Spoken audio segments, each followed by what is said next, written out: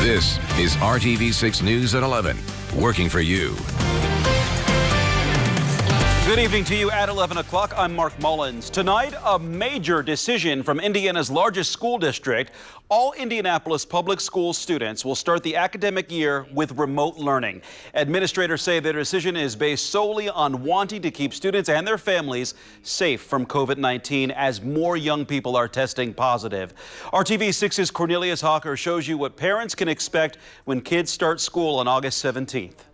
What our kids get to experience in the fall will be much more robust than what they experience in the spring. IPS Superintendent Alicia Johnson knows the plan the district has come up with for students to learn virtually will be fluid and can change when necessary to help out families. But certainly I understand the anxiety and concern families would be facing, which is why having that communication line open, making sure we're communicating clearly and frequently will be really important. Talks are ongoing about how to make sure students who really need to learn in person can do that.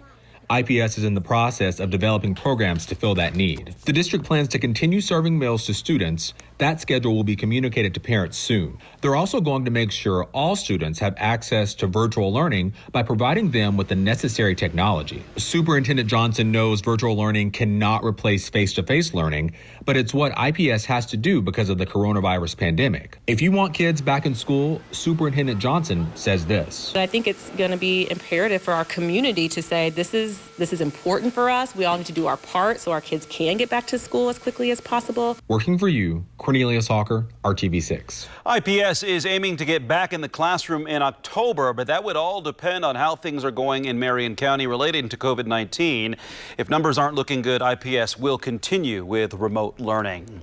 Another increase in new cases and deaths from COVID-19 in Indiana. According to the State Department of Health, 970 more Hoosiers have tested positive for the virus. The total number now tops 65,000.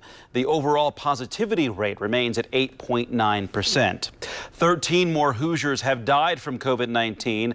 Those deaths occurred between June 14th and Wednesday. That brings the statewide total to 2,746.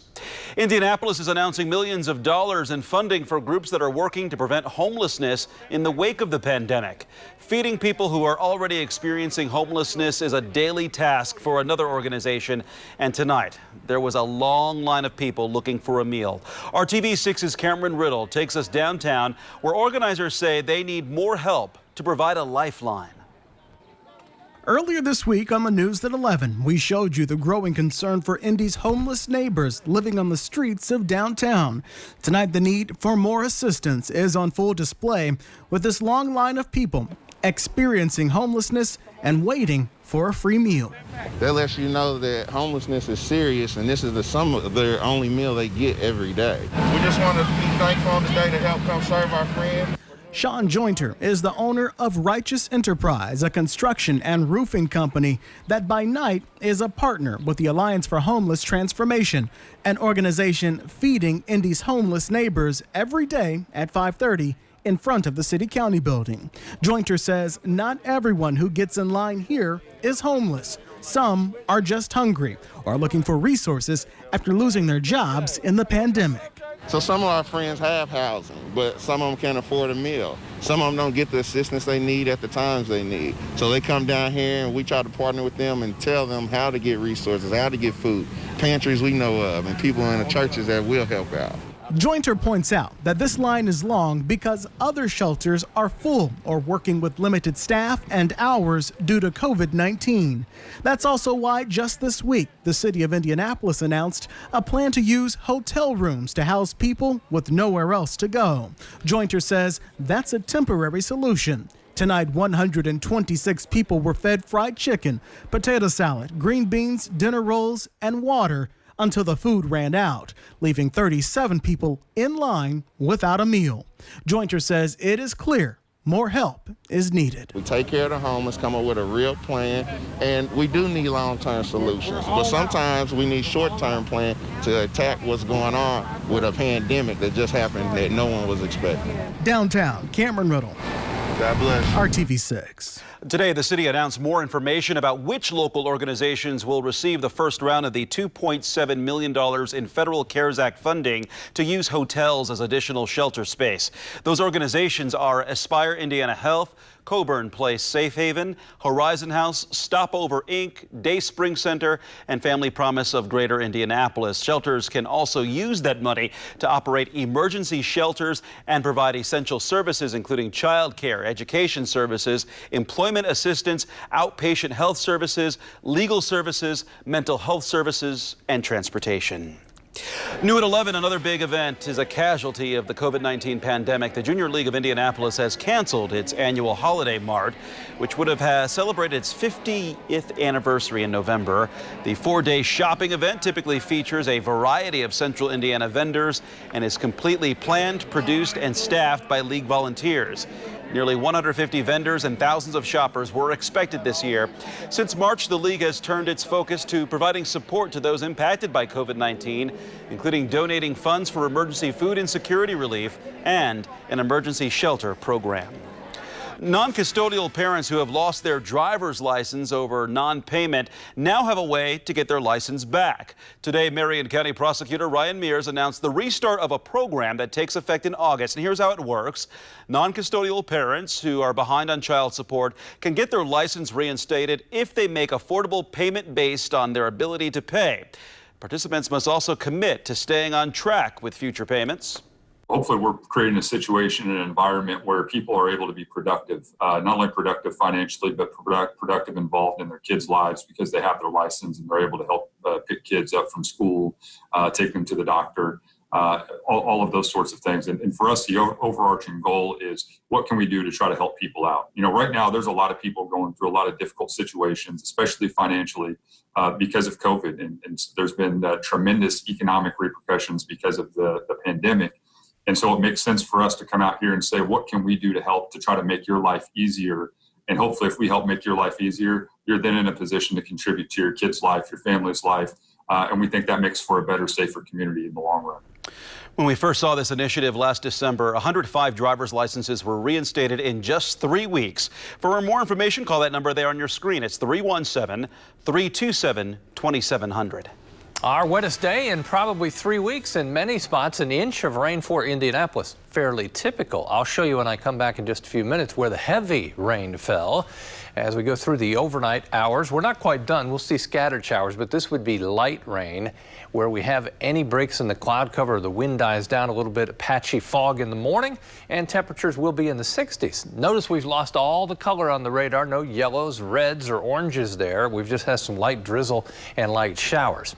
69 in Indianapolis, temperature right now 68 in Columbus. Other temperatures around 70 will drop into the 60s. First thing in the morning, again, some patchy fog for the drive-in, some scattered showers. We'll talk about when more widespread rain returns coming up. A sad update now to a story from earlier this week. We've learned the name and age of a teenager who died today from injuries he received during a collapse at a construction site in Brownsburg. According to the Marion County Coroner's Office, Edwin Campos Martinez was 14 years old. His cause of death was a brain injury following the accident. This happened Monday afternoon at a commercial site near State Road 267 and Northfield Drive. At the time, there was a storm in the area, but authorities could not confirm the cause of the collapse. 3 other people were taken to the hospital. Census workers are now going door to door to help those who haven't already responded. And right now, Marion County is at 61.5% response rate. If you haven't responded, expect a knock on the door. Any census worker that comes to your home should have identification proving they work for the Census Bureau. They will also be following COVID-19 safety precautions. If you are concerned that a census worker isn't the real deal, you can call 844-330-2020. Again, that's 844-330-2020 to double check with the operator. It's a dramatic decision that could reopen old wounds. Coming up, why the prosecutor refuses to bring charges against a white officer who shot an unarmed black teenager. The pandemic hasn't just been hard for adults, it's creating stress in the lives of our children. We spoke with a child psychologist, what you can do to make sure your kid is in the right frame of mind heading back to school.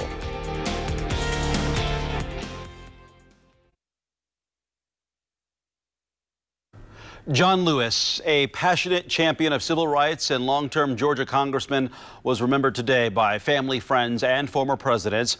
Funeral services took place at the famed Ebenezer Baptist Church in Atlanta. 3 former presidents were among those who eulogized the man who dedicated his life to righting the wrongs of racism and oppression. He always thought of others. He always believed in preaching the gospel in word and in deed, insisting that hate and fear had to be answered with love and hope. John Lewis was many things, but he was a man, a friend in sunshine and storm, a friend who would walk the stony roads that he asked you to walk. Someday when we do finish that long journey towards freedom, when we do form a more perfect union, whether it's years from now or decades, or even if it takes another 2 centuries, John Lewis will be a founding father of that fuller, fairer, better America. President Trump did not attend the funeral, hardly a surprise since he was one of Lewis's most bitter opponents. The former Ferguson, Missouri police officer who killed an unarmed black 18-year-old man still won't face charges after a reinvestigation of the shooting. Michael Brown was shot by Darren Wilson in August of 2014, sparking a federal civil rights inquiry, local protests, and a national debate.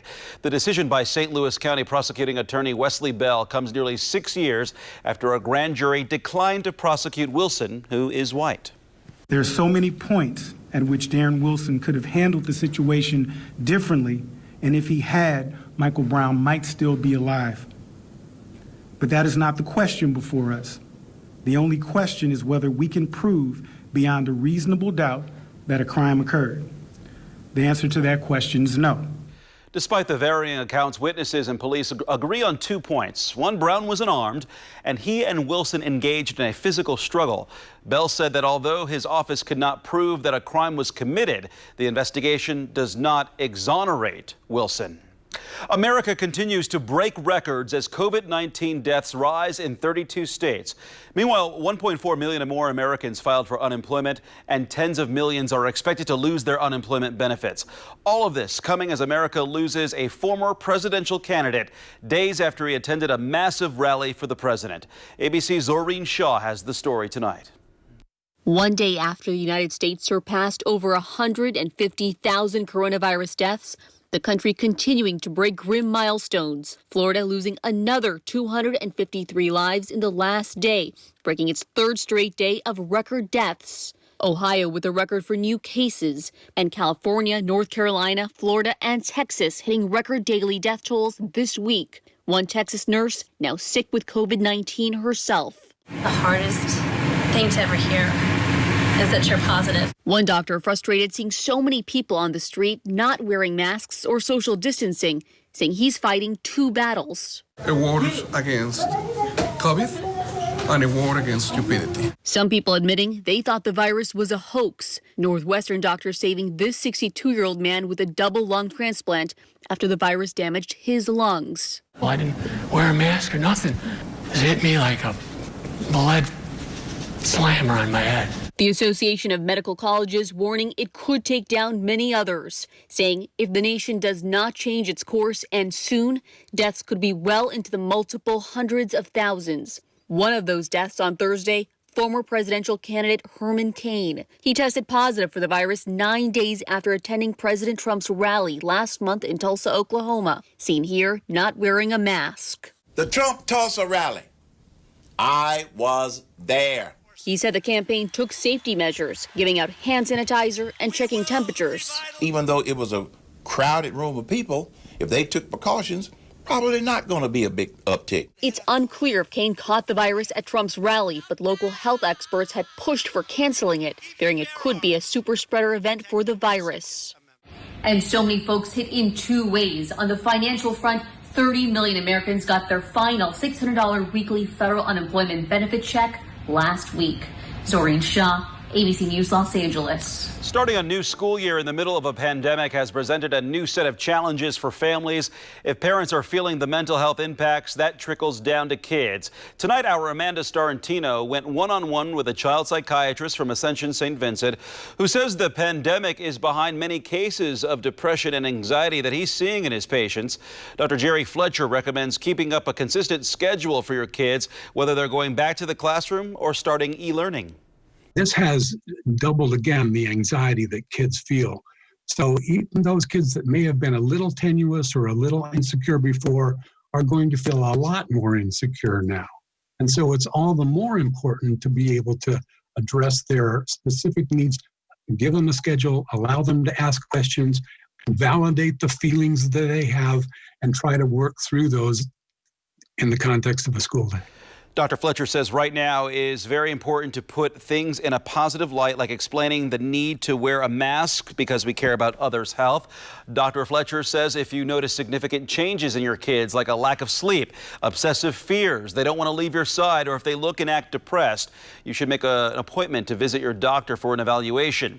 On the IndyChannel.com, we do have resources available with facts and information for families on how to start conversations about mental health. And a day many of you have waited on for quite a while. Lots of rain in central Indiana. I'll show you some of those heavier rainfall amounts in a second. Temperature in Lafayette at 70. It's 69, as you can see, in Indianapolis. We'll all follow the lead here of Bloomington and should drop into the mid-60s before the morning hours. All right, as you look at the radar, not painting on much in the way of rain. As expected, you get Lafayette and Muncie north. Very little in the way of rainfall. Pittsburgh had 1.4. You go from 1.25 inches in Terre Haute to almost 3.5 in Seymour. Vincennes to the east, areas had over 3 inches of rain.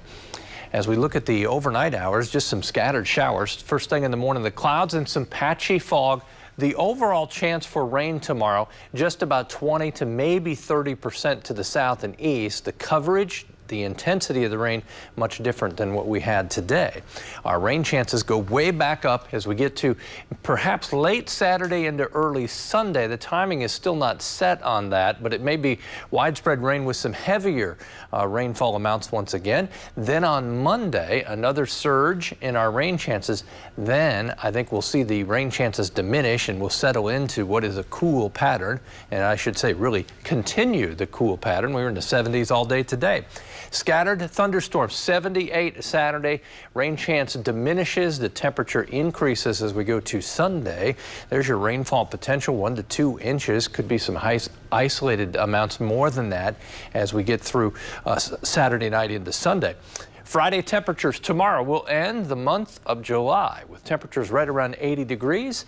Couple spots may be falling short of that. Just to show you the variation in rainfall potential for Indianapolis over the weekend, a couple models have about 1/2 inch, the other 1.5 inches. We'll wait and see how that plays out. Temperatures on Saturday in the 70s with a cloud cover and the intermittent periods of showers and thunderstorms that are most likely late in the day and into Saturday night. Sunday, diminishing rain chances. Temperatures Monday at 79 with thunderstorms likely once again, but we're in the 70s almost all of next week with some morning lows in the 50s. Mark? All right, Kevin, thank you. A lot of parents are concerned about the exposure their kids might have to COVID-19 in the classroom. But what about the possible threat on the way to school? Ahead, we're asking, are school buses safe?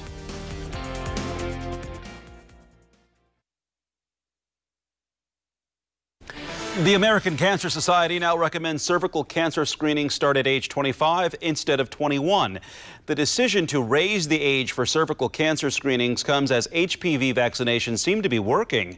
Cervical cancer is low in the 20 to 24-year female age group, and the numbers are expected to decrease as vaccine use increases.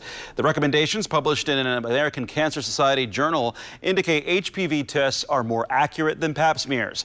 The ACS says getting an HPV test every 5 years can reduce the risk of cervical cancer more effectively than a pap test done every 3. Now, continuing our series of Safely Back to School reports tonight, a look at one of the biggest challenges facing districts right now: what to do with school buses. With poor air circulation and no room to social distance, health officials are worried that buses will be the perfect place for COVID-19 to spread, even eventually to students who don't ride the bus. So Chris Conti is taking a closer look at some solutions that could help keep your kids safe. If the wheels on the bus go round and round, then you could say the thoughts spinning in Cheryl Merritt's mind right now are moving just as fast. I just want all the kids on the bus to stay safe, and all the drivers. 32 years as a bus driver, she's driven in every kind of weather condition imaginable. But this is the first time she's driven during a pandemic. Getting sick, and I don't want to get sick. As she reflects on the year ahead, Cheryl can only think about the virus. She's 61 years old and, like drivers nationwide, is terrified of catching COVID from kids on her bus. I don't want this. I don't want to die. I'm not ready to die, you know? But perhaps the biggest challenge with school buses is trying to figure out how to keep kids socially distant while in a confined space. When fully loaded with kids, most school buses fit about 77 students. Cramming students into a bus, though, would be a perfect place for COVID to spread. So the CDC is advising bus companies to have only one student per bench, taking some bus capacity down to about 12 kids, meaning school districts would need to run double or triple the number of trips each day just to pick every child up. I just can't imagine how we can do it. There's only so much space in a bus. David Strong is a school transportation expert. He says even if schools wanted to run more buses, they couldn't because of a nationwide driver shortage. So they're having to get creative with start times. There are just so many questions and really no answers. Another concern, kids won't follow social distancing or mask rules once they're on a bus. As a result, many districts are adding bus monitors to routes.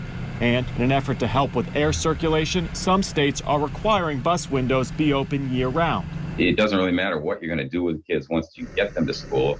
You have to get them there first. When you go to stop and pick up a child, look at them, make sure they don't look sickly or they're coughing. As for Cheryl Merritt, she and other drivers are just preparing to be flexible so that students can return safely back to school. I'm Chris Conti reporting.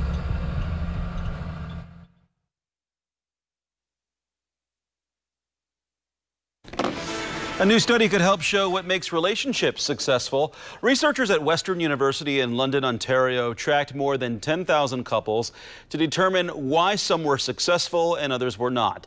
They found the perception of the relationship made the biggest impact in its success or failure rather than personalities.